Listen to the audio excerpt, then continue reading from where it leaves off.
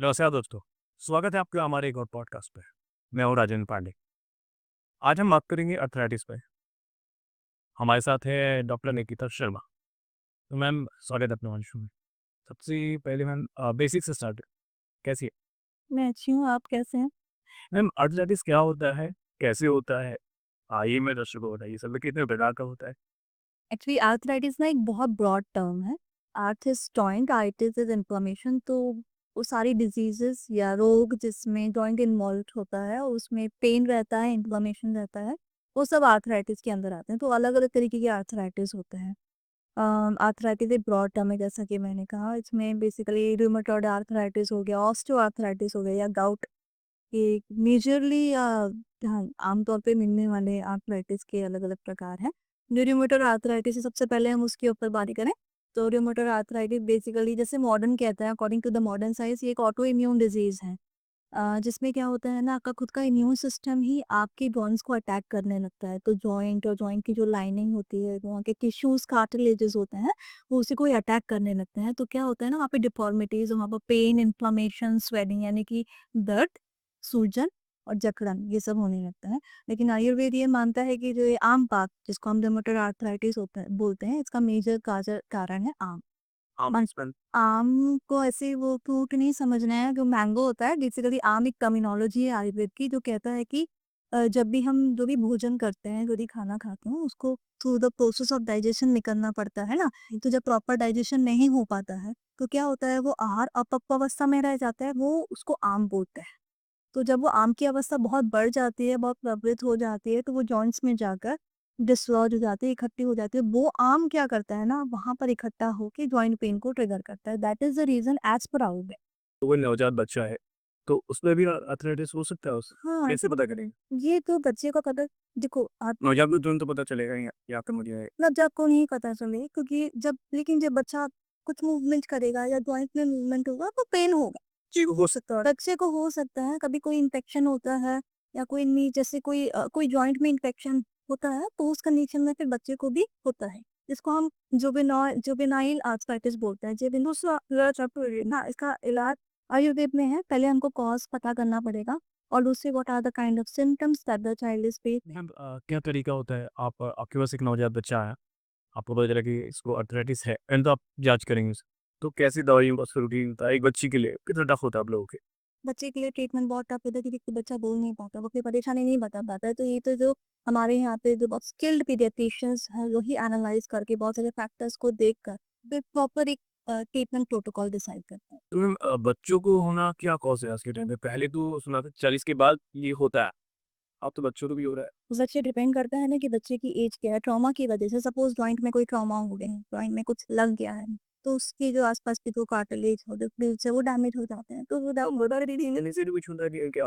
हाँ, बाबा की वजह से, हाँ बिल्कुल। इसका जितने जो आर्थराइटिस है, उसमें जेनेटिक इन्वॉल्वमेंट की है। यदि आपकी जीन्स में वो चीज फ्लो हो रही है, तो you are no born with this disease. Yes.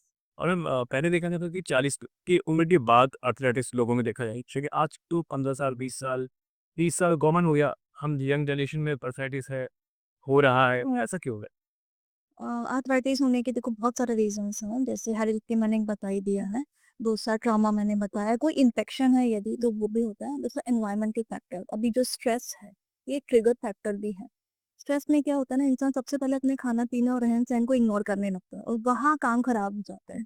तो डेली का रूटीन जैसे ऑफिसेज होते हैं, उठने का टाइम ही, सोने का टाइम, नहीं, वो खाने का खाना ही खाना, दैट इज नॉट इम्पोर्टेंट। तो ये सब अर्थराइटिस के लक्षण वो सब आर्थराइटिस के लक्षण है, आर्थराइटिस के कॉज हो कॉज हो सकते। यस, होते ही है। सकते देख लो। हैं। अर्थराइटिस हो सकता है। बिल्कुल। तो इसके लिए क्या करें? आज के यंग यूथ क्या करे? Yeah, he or she should be vigilant what to take, how to take, when to take, in what combination to take. खाना लेना इज इम्पोर्टेंट नहीं है ना, क्या लेना है कि तू। कैसे हमारे दर्शकों को बताइए कि हमें क्या खाना चाहिए, कब खाना चाहिए, कैसे खाना चाहिए? पहले तो मैं जनरल पब्लिक की, just for the sake of awareness, मैं बताना चाहूंगी कि अपने खाने को बिल्कुल इग्नोर ना करें। आपका ब्रेकफास्ट बहुत हैवी होना चाहिए, लंच आपका माइल्ड होना चाहिए, डिनर अगर आप स्किप भी करते तो चले। ठीक है, खाना जितना हो सके फ्रेश खाना चाहिए। हम इस चीज़ को बहुत इग्नोर करते हैं। हाँ, रीकुक रीकुक या तो उसको रीहीट कर लेते हैं। जहाँ हमने रीकुक करा, जहाँ हमने रीहीट करा, हमने उसकी प्रॉपर्टीज चेंज कर दी। फिर हमारी बॉडी को पचाना तो उस खाने को ही है ना, पचाना हमारी बॉडी को, हमारी अग्नि को, हमारे डाइजेस्टिव सिस्टम को ही है ना। तो ये हमारा कर्तव्य है कि हम उस बॉडी में जो डाल रहे हैं वो उसके लिए कंपैटिबल हो, है ना? तो हमें हमेशा फ्रेश खाना खाना चाहिए, लघु खाना खाना चाहिए, मतलब लाइट डाइट लेनी। ज़्यादा हमें अपने डाइजेस्टिव सिस्टम के ऊपर बहुत एक्स्ट्रा स्पाइसी, एक्स्ट्रा ऑयली ये सब नहीं खाना खाना चाहिए। जैसे हमारे आयुर्वेद ने बोला है कि कुछ-कुछ चीज़ें पकड़ी जो कि नित्य सेवनीय है। नित्य सेवनीय मतलब आप उसका रोज़ाना उसका यूज़ कर सकते हैं।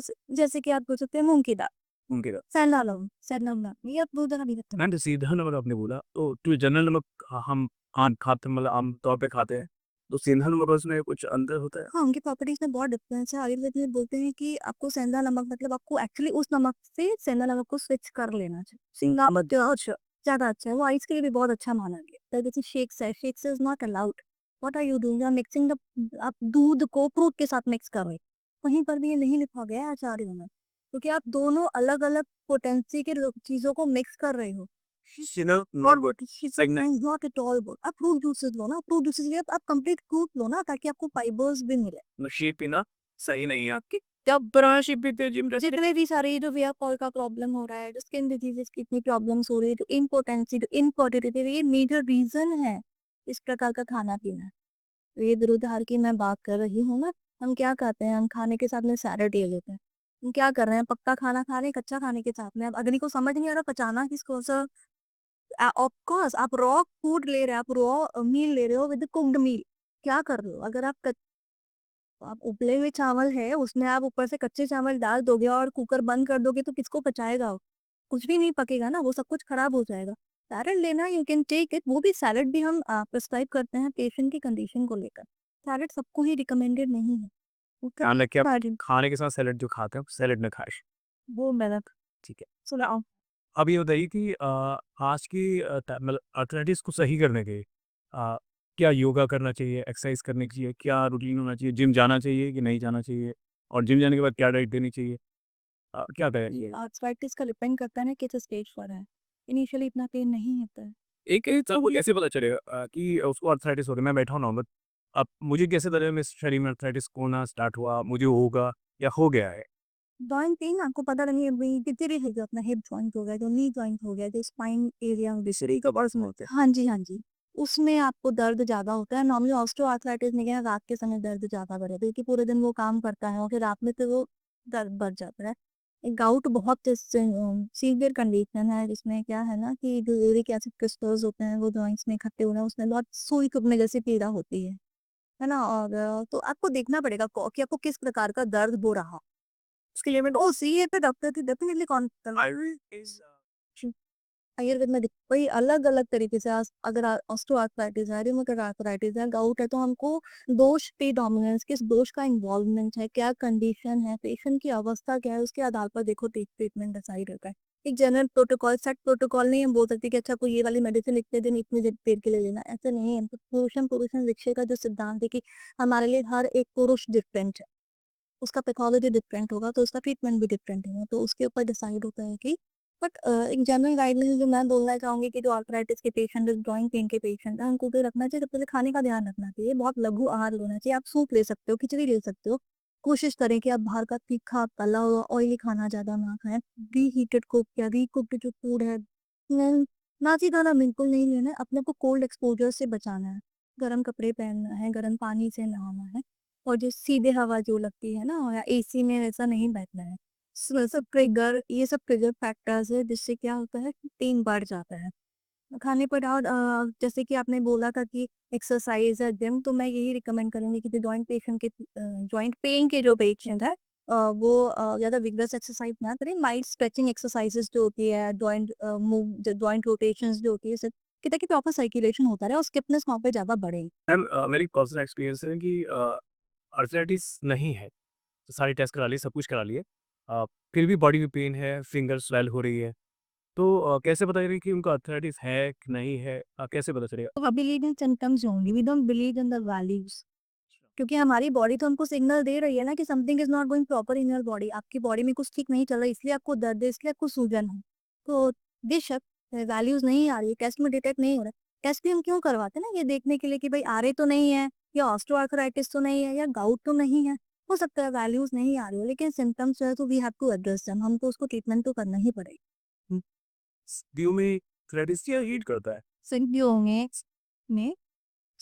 उस समय क्या होता है ना कि ये काल का प्रभाव भी आयुर्वेद में बहुत इंपॉर्टेंट माना है। काल के प्रभाव में काल जैसे चेंजिंग सीजन है ऋतु हो, हमारे 6 सीजन होते हैं ना, तो जिस जिस तरीके से सीजन चेंज होता है ना, आपको पता है उसके अनुसार हमारे बॉडी में दोषों का भी मतलब चेंज होते रहता है। हर एक मतलब जो ऋतुएं होती है ना, उसमें दोषों का भी घटना बढ़ना रहता है। तो उसके आधार पर ही ये जो सिम्पटम्स आते हैं वो आते हैं, जैसे सर्दियों के टाइम पर या ये बरसात के टाइम पर ये सिम्पटम्स एग्रीवेट हो जाते हैं, ये इसको काला प्रभाव बोलते तो इसमें एक आर्थराइटिस पेशेंट को क्या-क्या ध्यान रखना चाहिए? हैं। जो मैंने बताया खाने का, मैं तो पहले ही बता चुकी, कोडेक्स कोडर से ये वो फर्मेंटेड चीज़ है। जैसे कि जो अचार, विनेगर, खट्टी चीज़ें हैं, दही है वो नहीं लेना है, रात में तो दही बिल्कुल भी नहीं लेना, उसकी जगह आप छाछ ले सकते हो, वो भी खट्टी नहीं ताज़ा बनेगी, और मक्खन के लिए। मैम कह रहे पालक हरी सब्जियाँ नहीं खानी चाहिए, कुछ ऐसा भी है? कुछ दालें नहीं खानी चाहिए? हाँ, दालें नहीं खानी चाहिए, वहाँ से मूँग की दाल ही रिकमेंडेड है इसमें। और आप जैसे उड़द हो गया, अरहर हो गया, छोले, चावल, राजमा, ये बहुत जो बादी करने वाली चीज़ है ना, वायु को बढ़ाने वाली चीज़ है, क्योंकि क्या है ना, जॉइंट पेन वात की वजह से ही होता है। जब वात दोष बहुत ज़्यादा बढ़ जाता है ना बॉडी के अंदर, तो ही ये पेन होता है। तो हमको क्या करना है, हमको ये वात नहीं बढ़े, इसलिए हमको ऐसा खाना खाना है। आगे बात करते हैं कि अर्थराइटिस अर्थराइटिस ठीक हो सकता है और कैसे हो सकता है? क्या-क्या करना चाहिए? एक्चुअली कैसे कैसे है कि हाँ, आर्थराइटिस बिल्कुल ठीक हो सकता है, रिवर्सिबल डिज़ीज़ है, ऐसा नहीं है, इसका ट्रीटमेंट है, बट डिपेंड करता है पेशेंट हमारे पास किस अवस्था में आता है। तो क्योंकि वो क्या होता है ना, पेशेंट शुरुआत में इतने पेन किलर्स ले चुका होता है कि वो अपनी बॉडी को इस अवस्था में ले जाता है, क्योंकि पहले तो हमको वो जो पेन किलर्स की वज़ह से साइड इफ़ेक्ट थे, पहले तो हमको वो ठीक करना पड़ेगा। जो पेन किलर के साइड इफेक्ट भी होते हैं जो अर्थराइटिस कर सकते हैं। जो आर्थराइटिस पेन किलर्स के साइड इफ़ेक्ट्स होते हैं, जो कि आर्थराइटिस को और भी तो ट्रिगर कर सकते हैं, बढ़ा सकते हैं। तो बहुत सारे कंडीशंस में ऐसा देखा जाता है कि पेशेंट हमारे पास आते हैं जब उनकी जॉइंट में डिफ़ॉर्मिटीज़ आने लग जाती हैं। तो उस कंडीशन में फिर हमारे लिए चैलेंजिंग हो जाती है, क्योंकि पहले से बॉडी जो खराब हो चुकी है उसको ठीक करना है, ऊपर से जो बीमारी है उसको भी हमको ट्रीटमेंट देना है। लेकिन आयुर्वेद में जो पंचकर्मा ट्रीटमेंट हम करते हैं वो काफ़ी इफ़ेक्टिव है। अब अगर ऑस्टियोआर्थराइटिस का है तो ऑस्टियोआर्थराइटिस डिजेनरेटिव है, ओल्ड एज में हो रहा है, वायु बहुत बढ़ी हुई है, तो हम उस कंडीशन में क्या करेंगे, उसको जो जॉइंट्स हैं उसको स्ट्रेंथन करने के, उसको स्ट्रॉन्ग करने के, उसको नरिश करने के लिए हम मेडिसिन देंगे। ठीक है। तीसरा आता है गाउट। गाउट में क्या होता है ना, वात के साथ साथ रक्त भी इन्वॉल्व होता है, मतलब उसमें ब्लड इम्प्योरिटी भी होती है। इसलिए आप देखेंगे गाउट के पेशेंट में क्या है ना, वहां पर जॉइंट पेन भी होगा, स्वेलिंग भी होगा, थोड़ी रेडनेस भी हो। रेडिस भी वो रेडनेस क्यों, क्योंकि वहां पर रक्त का इन्वॉल्वमेंट है, रक्त दूषित हो चुकी है, तो वहां पर एक प्रोसीजर है जिसको रक्त मोक्षण हम बोलते हैं, जिसमें क्या है ना, हम लीच के द्वारा, जॉब के द्वारा जो इम्प्योर ब्लड है ना उसको बाहर निकालेंगे, जो ब्लड लगा के उसको फिर हम बाहर निकालते हैं। तो भी इम्प्योर, अच्छा जौ का क्या है ना, वो बड़ी, वो सिर्फ इम्प्योर ब्लड ही सक करती है। अच्छा आपका बाकी ब्लड जो अगर प्योर ब्लड है वो छोड़ देगी आपकी आपकी स्किन। तो जितने इम्प्योर ब्लड है वो जब सक कर लेगी तो आपकी बॉडी में से प्योर ब्लड रह जाएगा, तो इससे क्या गाउट के सिम्टम्स में काफी रिलीफ मिलता है। तो ये बहुत ही मतलब जिसको हम बोलते हैं ना, एक सिस्टमैटिक अप्रोच होता है इन आर्थराइटिस की जो कंडीशंस है उसको आयुर्वेद में ट्रीट करने की। आज के टाइम पे यूथ नशे की तरफ बहुत ज़्यादा ज़्यादा जा रहा है। तो आयुर्वेद और अर्थराइटिस में कुछ रोल है? हाँ, अल्कोहलिक किडो फैक्टर है तो सिगरेट हो गया, बिल्कुल नहीं क्या, तो ये ट्रिगर कर ये ट्रिगर करते हैं आर्थराइटिस। तो किस और ये सब आर्थराइटिस को ट्रिगर नहीं करते, ये आपको बहुत, आप इनवाइट कर रहे हो बहुत सारे मेटाबॉलिक डिसऑर्डर्स को। या घर की कोई आयुर्वेदिक उपचार जो आप बताना चाहें उनको कि वो ये सब कुछ करके अपना सुधार कर सकें शरीर का? हाँ, हमारे जो मसाले होते हैं ना घर में, बड़े मज़ेदार मसाले होते हैं, है ना? तो जैसे हमें एक्चुअली में अपने घर में जो ये जीरा हो गया, अजवाइन हो गया, हल्दी हो गया, लहसुन हो गया, ये हमारे रोज़मर्रा का जो हमारा खाना-पीना है उसमें हमको इंक्लूड करना चाहिए, क्योंकि ये क्या है ना, मेटाबॉलिज़्म बहुत अच्छा रखता है, डाइजेशन बड़ा अच्छा रखता है। और ये इनमें एंटीऑक्सीडेंट्स भी होते हैं और एक एनाल्जेसिक्स की इनमें प्रॉपर्टी होती है, तो ये इंक्लूड करना चाहिए। घर में यदि किसी को है कि जोड़ों के में दर्द है, तो वो मस्टर्ड ऑयल में लहसुन पका के और अजवाइन पका के वो जो तेल बनता है उससे हल्का मसाज कर सकते हैं, जिससे काफ़ी रिलीफ मिलता है।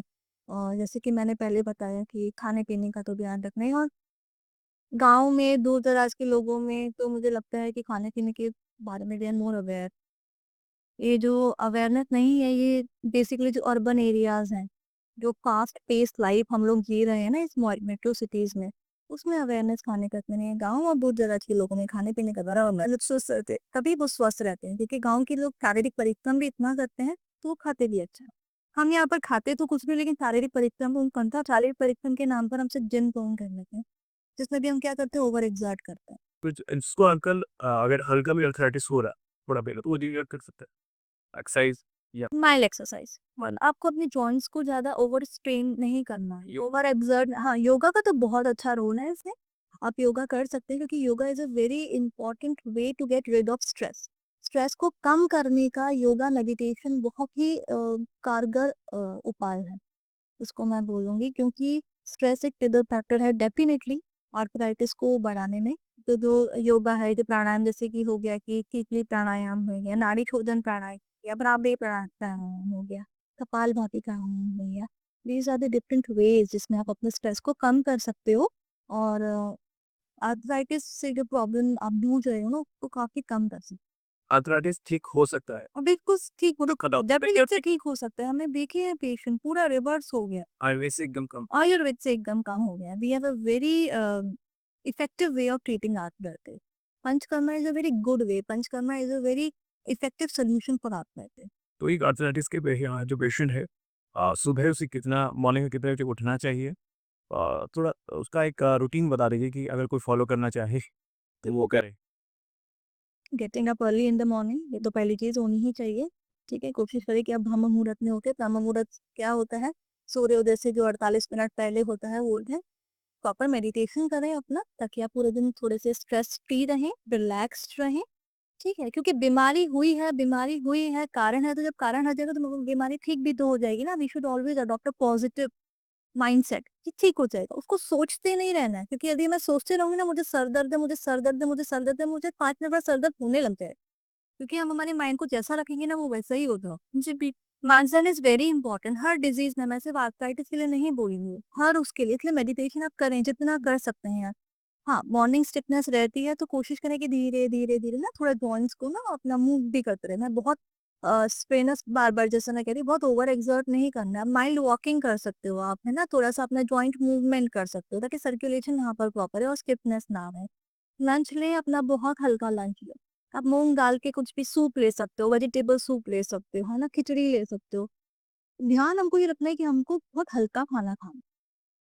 खाना हल्का होना सेंसिटिव होना चाहिए, ठीक है? आप खुद ही आपको लगने लग जाएगा कि आपको अपने अंदर चेंजेस लगने लग जाएँगे। पूरे दिन भर में आप सॉल्ट मिला हुआ पानी जिसको बोलते हैं ना, पानी में सॉल्ट मिलाकर आप पूरे दिन भर में कितना पानी पीने वाले हो 2 लीटर। अच्छा, आर्थराइटिस में बहुत ज़्यादा पानी भी नहीं पीना है, मतलब आप 2 लीटर इज़ इनफ। जो कुछ ज़्यादा सी पानी ही पीना हाँ, इट इज़ नॉट रिकमेंडेड।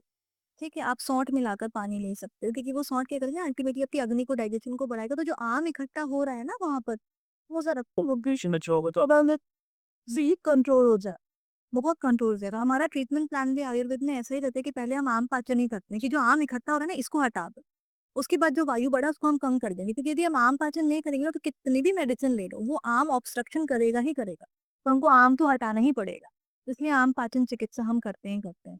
ठीक है, आगे अब फिर लंच आ गया। लंच पे आपको हल्का 2 चपाती, दाल ले लिया, हल्की सी सब्जी ले ली। सब्जी में कोशिश करना है कि आलू, गोभी, पत्ता गोभी, बैंगन और भिंडी, अरबी ये सब चीज़ें नहीं लेनी है, चने की दाल। आप खाने में जौ ले जो सकते चीज़ हो, पचने में दिक्कत करेगी वो चीज़ नहीं पता होता है।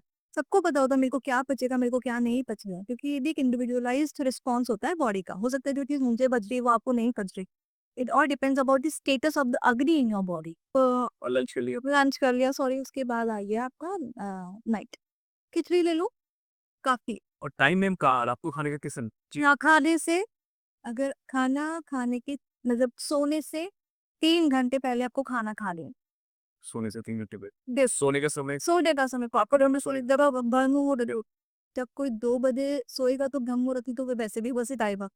तो यदि कोई ब्रह्म-मुहूर्त में उठ रहा है तो उसको वैसे भी रात में 9 बजे, साढ़े 9 बजे नींद आ ही जाएगी। अल्टीमेटली हमको 7 आवर्स ऑफ 7 बजे तक आप लोग खाना खा लें 10 बजे तक आप सो जाएँ, 10 साढ़े 10 बजे तक सो जाएँ। कोशिश करें उस समय भी थोड़ा-सा मेडिटेट कर लें आप। ठीक मतलब खाना खा के भी ठीक कर सकता है बिल्कुल, क्यों नहीं कर सकते हैं। रात को सोते वक़्त आप सोने से पहले मेडिटेट करते इम्यून सिस्टम अर्थराइटिस में कितना हुआ है उसका कितना सिमिलर है दोनों आपस में कुछ है इम्यून सिस्टम से उसका immune system is a reason to cause rheumatoid arthritis. Immune system का गाउट या ऑस्टियोआर्थराइटिस से कोई लेना देना नहीं है। एक्चुअली रिमेटोइड आर्थराइटिस में होता ही है कि आपका जो इम्यून सिस्टम है ना वो आपके अगेंस्ट के अटैक करने लग जाता है। This is as per the reason told by the modern science and we believe कि जब शरीर में आम की अवस्था आती है तो मतलब वो अनडाइजेस्टेड मैटर वो फिर आम बात को कुल मिला के हमें अगर अर्थराइटिस अपना कंट्रोल करना है, सही करना है, तो हमारी पाचन क्रिया सबसे पहले सेट होनी चाहिए, हमारा खान-पान सही होना चाहिए, हमारी लाइफस्टाइल लाइफ़स्टाइल अच्छी होनी चाहिए, प्रॉपर डेली रूटीन होना चाहिए। रूटीन होनी चाहिए। खाना को स्किप नहीं करना है, टाइमली खाना लेना है, फ्रेश खाना लेना है, स्टील फूड बिल्कुल भी नहीं लेना है और ये जो बाहर का जो खाना है एकदम बंद कर देना है, खट्टा नहीं लेना है, खट्टा नहीं लेना है। खट्टे से में क्या होता है शरीर पे ऐसा कि ये खट्टा जो रीज़न है ना ये दोनों को इम्बैलेंस करता है, सिर्फ आपको बढ़ाता है, पित्त को बढ़ाता है ना, तो उस कंडीशन में हमको नहीं रिकमेंडेड नहीं होता है, वो पेन को एक्चुअली पेन को वो ट्रिगर करता है, पेन को एग्रीगेट करता है, जैसे वी डोंट रिकमेंड कि आप सावर फ्रूट खट्टे फ्रूट्स लेने या खुद खट्टा फूड लेने को वी डोंट रिकमेंड। मैम अगला सवाल आपसे लेते हैं कि अर्थराइटिस में लोग डर जाते हैं एकदम कि मुझे अर्थराइटिस हो गया, अब मैं जी पाऊँगा, नहीं जी पाऊँगा। मेरी उम्र कितनी बची है, क्या बची है? तो ऐसा कुछ होता है कि अर्थराइटिस का उम्र पे कोई असर पड़ता है? उम्र जीना मुश्किल हो जाता है क्योंकि पेन इतना होगा है ना कि वो खुद भी जीना नहीं तो कोई चाहता। स्टेजेस क्योंकि होती है यदि कि स्टेजेस तो मैं नहीं बोलूँगी एक्चुअली अलग-अलग जैसे-जैसे डिज़ीज़ यदि उसको हम नहीं ट्रीटमेंट प्रॉपर दे पा रहे हैं, तो जब डिज़ीज़ बढ़ती है ना तो जॉइंट्स में डिफ़ॉर्मिटी आ जाने लग जाती है। जॉइंट्स एकदम काम करना बंद कर देते हैं। बिल्कुल थोड़ा-सा भी हिलते हैं ना, तो जॉइंट्स में बहुत पेन होता है। तो पेशेंट को खुद ही लगता है कि व्हाट इज़ दिस लाइफ? इससे बढ़िया तो हम मर ही गए। तो ऐसा वो फेटल डिज़ीज़ नहीं है, लाइफ थ्रेटनिंग नहीं है, लेकिन लाइफ क्रिपलिंग डिज़ीज़ है। ये विकलांगता की तरफ पेशेंट को कि वो अपना डेली रूटीन का जो भी काम है ना, वो नहीं कर पाता है। तो इसीलिए बोलते हैं आर्थराइटिस जैसे ही पता चल रहा है कि आपको फ्रीक्वेंट एपिसोड यदि आ रहे हैं कोई जॉइंट पेन का, तो तुरंत किसी अच्छे ऑर्थोपेडिक सर्जन का या आयुर्वेदिक फिजिशियंस है, उनसे आप मिलिए और अपना जो भी आपको पैथी पसंद है, जिसको भी आप प्रेफ़र करते हो, जिस पे आपको ट्रस्ट है, आप उसके पास जाइए, अपना प्रॉपर ट्रीटमेंट लीजिए। क्योंकि यदि ट्रीटमेंट नहीं लोगे, उसको इग्नोर करते चले जाओगे, तो आपकी बॉडी में वो चीज़ें इतनी ज़्यादा खराब कर देंगी, आपकी जॉइंट डिफ़ॉर्मिटी आ जाएगी। हो सकता हाथ पैर ढीले हो जाते हैं। हाँ, और फिर ट्रीटमेंट जितना लगना चाहिए, उससे फिर ज़्यादा ट्रीटमेंट टाइम लगता है। और मुश्किल हो जाता है डॉक्टर्स के लिए भी फिर ट्रीट करना। जितनी ताज़ी बीमारी होगी वो इतनी जल्दी से सही हो जाएगी। है आयुर्वेद कितना समय लेता है अर्थराइटिस को ठीक करने में? कितना समय लग जाता है? एक शुरुआती व्यक्ति को और एक एकदम बिल्कुल इनिशियल जो पहुँच जाता है उस व्यक्ति को। शुरुआती है तो देखो 2 महीने, ढाई महीने, 3 महीने वो डिपेंड करता है ना देखो तो जो व्यक्ति की प्रकृति कैसी है, क्योंकि प्रकृति बहुत इंपॉर्टेंट होती है ना? व्यक्ति की प्रकृति कैसी है? यदि वात प्रकृति का पेशेंट है, उसको आर्थराइटिस है तो हमको थोड़ा मुश्किल होगा क्योंकि ऑलरेडी उसकी प्रकृति वात है। कफ प्रकृति का पेशेंट होगा तो थोड़ा ईज़ी हो जाएगा। वो तो बहुत सारी there are so many domains, there are so many variables जिनके ऊपर हमको ध्यान देना होता है। तो 2 ढाई महीने और तो टाइम मतलब खत्म हो सकता है, जल्द से खत्म हो जाएगा या वो वो सही फीकी उस पे आए? सही रहेगा मतलब रिवर्सिबल स्टेज याद रहेगा, उसके हम पेशेंट को एडवाइस भी तो करेंगे ये करना है, ये नहीं करना है। अगर बहुत फ्रेश स्टेज में आया है तो। अगर अवस्था बहुत ज़्यादा बढ़ चुकी है तो सालों लग जाते हैं इसमें। क्योंकि बीमारी एक दिन में तो हुई नहीं है ना, तो आप कैसे उम्मीद करो कि वो एक दिन में ठीक हो जाएगी? जब आपने बीमारी को 6, 7, 10 साल दिए हैं, तो फिर तैयार रहो 10 साल ट्रीटमेंट लेने के लिए। 10 साल की बीमारी हम 10 दिन में नहीं कर सकते ना। एलोपैथी में जल्दी सही हो जाता है, ऐसे लोग कहते सही नहीं होता है। देखो मैं किसी भी पार्टी को क्रिटिसाइज़ नहीं कर रही हूँ, वो भी उनका भी मेन मोटिव यही होता है कि हमारे पेशेंट ठीक हो जाएँ। बट उनका भी एक सेट प्रोटोकॉल है जो उनको फॉलो करना होता है।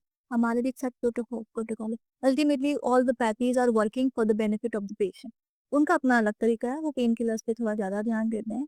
हम लोग थोड़ा-सा जो रूट कॉज़ है बीमारी का, उसको भी एलिमिनेट करने की कोशिश करते हैं। तो हमारी दवाइयों से ऐसा नहीं होता एकदम से पेन ठीक हो जाता है। धीरे-धीरे पेन ठीक होता है, लेकिन साथ-साथ बीमारी भी ठीक हो रही है। तो मैम हमारे दर्शकों को ज़्यादा से ज़्यादा कुछ टिप्स देना चाहें, कुछ बताना चाहें, आयुर्वेद से रिलेटेड कुछ बताना चाहें जी? आर्थराइटिस है, तो खाना-पीना बहुत इम्पोर्टेंट रोल प्ले करता है। खाने पे ध्यान दो, अपनी अग्नि पे ध्यान दो। ऐसा कोई चीज़ मत करो या ऐसा कोई खाना मत लो जिससे आपकी अग्नि के ऊपर बहुत भार पड़े, क्योंकि अल्टीमेटली इस फूड से ही आपको नरिशमेंट मिलेगा। और सिर्फ आर्थराइटिस नहीं, आज हम देख रहे हैं ओबेसिटी हो गया, हाइपरटेंशन हो गया, थायरॉइड इश्यूज़ हो गए। ये बहुत सारे मेजर इश्यूज़ हैं जिससे आज वास्तव में हेल्थ केयर सिस्टम बहुत लड़ रहा है। और रीज़न कितना छोटा-सा है, आपका प्रॉपर खाने का है। आयुर्वेद में आहार विधि बताई गई है उष्णम स्निग्धम मात्रावत जीर्णे वीर्य अवृद्धम ईस्ट देशे ईच सर्वोकर्णम नाति द्रुतम नाति विलंबितम अजल्पन अहसंतन मना भुंजी।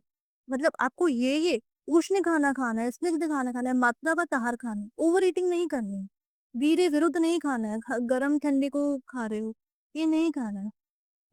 इस जहाँ खाना खा रहे हो, का एनवायरनमेंट आपके लिए अच्छा होना चाहिए, कहीं पर भी बैठ के नहीं खाना खाना चाहिए। मतलब सुनने में बड़ा छोटी चीज लगती है, but it has a very impact.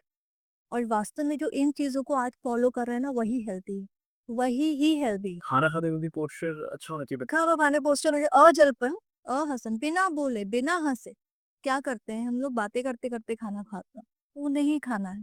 खाना खाते वक्त ध्यान ये इतना होना चाहिए कि आप कितना कोड तोड़ रहे हो, वो कोड कैसा कि मुंह में जा रहा है, मुंह में आप कैसे उतना तक आपको ध्यान रखना चाहिए, and you will get the maximum benefit of food.